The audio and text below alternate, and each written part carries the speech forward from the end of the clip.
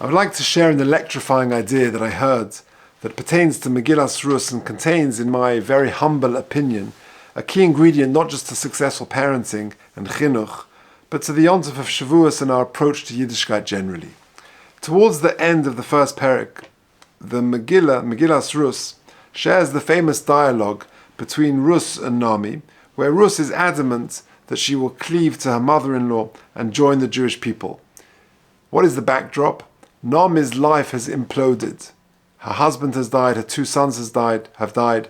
She finds herself in a foreign land, and she tells her two daughters-in-law that they should go back to their non-Jewish roots because she has nothing left for them. She will go back to Eretz Yisrael. And that's in fact exactly what Orpah does. But Rus cleaves to her mother-in-law and cleaves to her new religion, and she insists that she is going to stay Jewish and stay with her mother-in-law.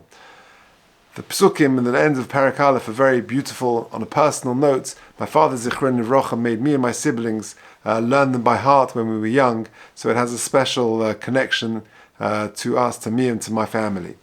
Rashi, over there on the psukim, the pasuk says, "Vatomer Rus al tifki bi," don't pressure me to leave you. Ki el asher telchi elech, wherever you go, I will go. Vasher tolini olin, wherever you sleep, I will sleep. Amecha mi, your people is my people. Elokai elokai, etc., etc. Now Rashi quotes the Gemara in Yevamos and teaches us the principle that if someone wants to convert to Judaism, we should try and dissuade them, and it's derived from these psukim. For example, the pasuk says, Rashi says, "Mikanom Rabbeinu ger sheboliskaya modim lo mixas onshim." You've got to tell them that there are penalties, there are punishments. She'im bo lachzor bar yachzor, better that the person does not join the Jewish people and later abandon it, but to sort of turn away before he joins. Shemituch dvarim shel Rus atalomad she'omer lo Naomi. From the response of Rus, you understand what Naomi said to her. For example, Osalon lotzeis chutz t'tchum. Naomi said to Rus, there's something called tchum on Shabbos, that you can't walk 2,000 amas outside the perimeter of the city. Amalei, so Rus responded, Basher telchi elech, no problem, wherever you go, I will go. Continues Naomi, Oslon lis yachid nekeva im zachar. You can't do yichud, you can't seclude yourself with a man, she'ein isha, who is not your husband. Again, Amrullah, Rus responded, Basher tolini olin, wherever you sleep, I will sleep. No problem. And so it continued. Ramosha Bamberger, in his Sefer Shiras Halevi, asks a striking question. Wouldn't it have been more accurate for Rus to have responded, not Basher Telchi Elech, but there's something called Tchum on Shabbos? Okay, so wherever you can't go, I won't go. Or there's something called Yichud, you can't seclude yourself? Fine. Wherever you can't lodge, I won't lodge.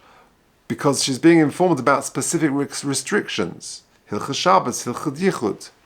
Why does she respond in the positive, Basher telchi elech, Basher tolini olin? The answer, I think, that Rabbi Bamberger gives is spectacular. Our relationship to Torah and to mitzvahs should be rooted in a feeling of how beautiful and how pleasant the ways of Torah are. What a privilege it is to be part of Klal Yisrael. Ashreinu matov chalkeinu. And this explains Rus's answers to Naomi. Rus didn't see Yiddishkeit as a burden, but she saw it as a glorious way of living, as an opportunity, something so positive.